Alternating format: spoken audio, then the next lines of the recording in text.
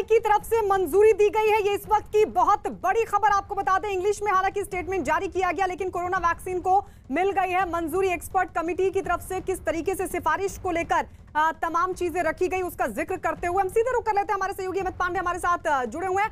अमित, आपने तमाम बातों को सुना, जरा दर्शकों को भी बताइए। यानी मान लिया जाए कि मंजूरी मिल गई कोरोना वैक्सीन को। जी बिल्कुल, 2 कंपनियों की वैक्सीन को मंजूरी मिल गई है इस्तेमाल के लिए, और ये है सीरम की और भारत बायोटेक की वैक्सीन को। और इनको इमरजेंसी अप्रूवल विशेष परिस्थितियों में इस्तेमाल के लिए अनुमति यहाँ पर मिली है। भारत की सर्वोच्च संस्था drug controller general of India की ओर से जारी इस बयान में अनुमति मिल गई है। भारत में अब 2 वैक्सीन्स मिलेंगी, पहली चीज। दूसरी चीज, इन 2 वैक्सीन्स को 2 डोजेस में दिया जाएगा। तीसरी चीज, 2 से 8 डिग्री सेल्सियस तक इन वैक्सीन को इस्तेमाल करने की अनुमति होगी। चौथी चीज, इन वैक्सीन का इमरजेंसी कंडीशंस में इस्तेमाल करने के लिए परमिशन दिया गया है। पांचवी चीज, विशिष्ट परिस्थितियों में और इनकी बराबर निगरानी की जाएगी इन वैक्सीन की जब ये दी जाएंगी। और छठी चीज की तीसरी वैक्सीन है उसका भी 2 फेज का ट्रायल पूरा हो चुका है, और तीसरा फेज का ट्रायल है, इसकी अनुमति मिल गई है। मतलब कि कोरोना के खिलाफ जंग में अगर सबसे मजबूत प्रहार है वो आज दिखा गया है।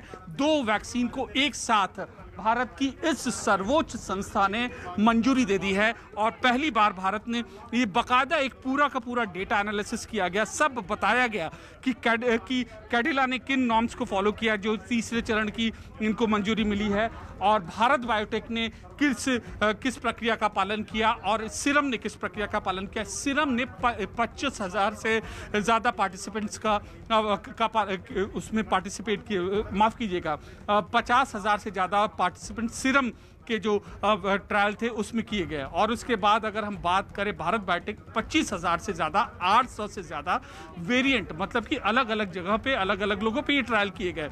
और कैडिला का भी जो मापदंड है वो भी आकलन किया जा रहा है, और उसमें भी तरह तरह के लोगों के जो वैक्सीनेशन है उसमें फॉलो किया गया। सबसे अहम बात यह है कि जितने भी लोगों को ये 2 वैक्सीन जो कि अप्रूव की गई है इनको मॉनिटर किया गया, और फिलहाल अभी पिछले 2 महीने के दौरान कोई भी साइड इफेक्ट नहीं देखे गए।